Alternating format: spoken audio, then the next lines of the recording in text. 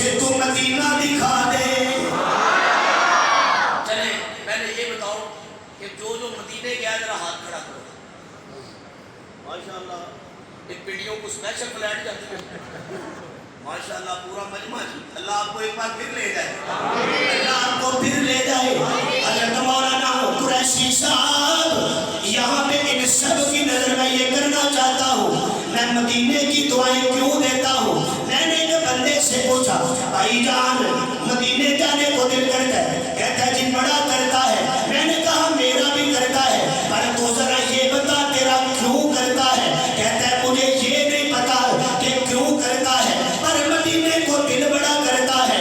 راول پنڈی والوں اگر میری طرف توجہ ہو تو میں یوں کہنا چاہوں گا، میں نے اسے کہا اور میرا دل اس لیے کرتا ہے کہ وہاں میرا محبوب ہے، وہاں میرا کملی والا ہے، وہاں میرا مصطفیٰ ہے، وہاں اللہ کی رحمتوں کا نزول ہے۔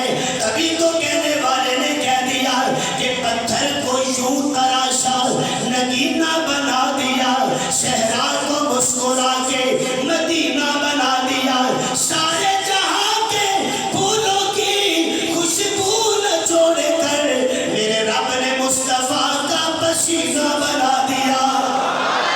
میں اسی لیے مدینے کی تڑپ رکھتا ہوں، اس لیے مدینے میں جانا پسند کرتا ہوں۔ لیکن لوگ تو یورپ بھی جاتے ہیں، کوئی امریکہ، کوئی برطانیہ، کوئی جرمن، کوئی ہالینڈ، کوئی آئرلینڈ، کوئی کینیڈا۔ بھائی جاتے ہو جی؟ جاتے ہیں۔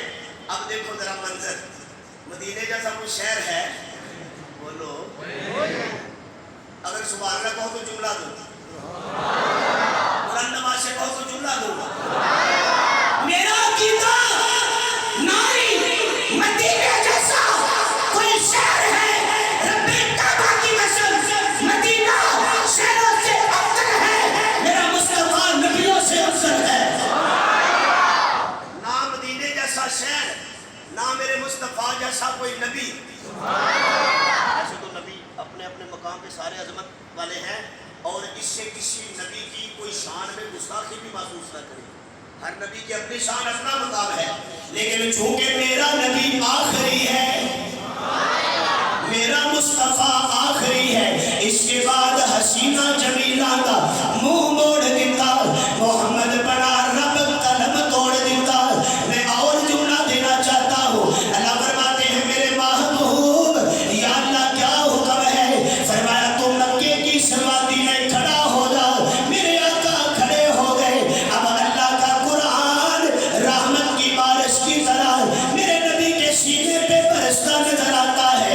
اللہ کا قرآن میرے محبوب کے سینے پہ برستا نظر آتا ہے۔ اللہ فرماتے ہیں ذالک الکتاب، یہ جو کتاب ہے کیا ہے اس کو؟ فرمایا لا ریب فیہ، اس کو کیا ہے؟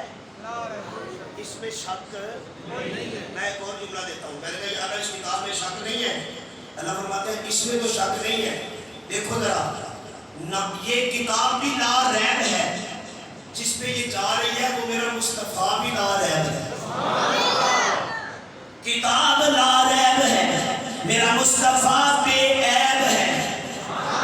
کتاب کے اوپر بھی بڑے اعتراضات، پر یہ کتاب پھر بھی لا ریب ہے۔ نہ ماننے والوں نے کہا نہیں مانتے، قرآن پھر بھی لا ریب ہے۔ لوگوں نے اس کو چٹلانے کی کوشش کی، قرآن پھر بھی لا ریب ہے۔ لوگوں نے ماننے سے انکار کیا، قرآن پھر بھی لا ریب ہے۔ اسی طرح ابو جہل نے میرے نبی کو نہیں مانا، میرا مصطفیٰ پھر بھی بے عیب ہے۔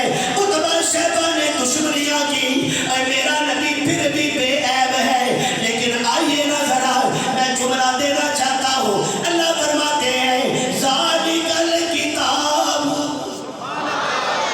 سپیکر کی آواز تھوڑی سی کھولو۔ کہاں ہے سپیکر والے؟ نظر نہیں آ رہا۔ یہ مسجد کا اپنا سپیکر ہے۔ بھائی جان اللہ آپ کو بھی اجر عظیم عطا فرمائے۔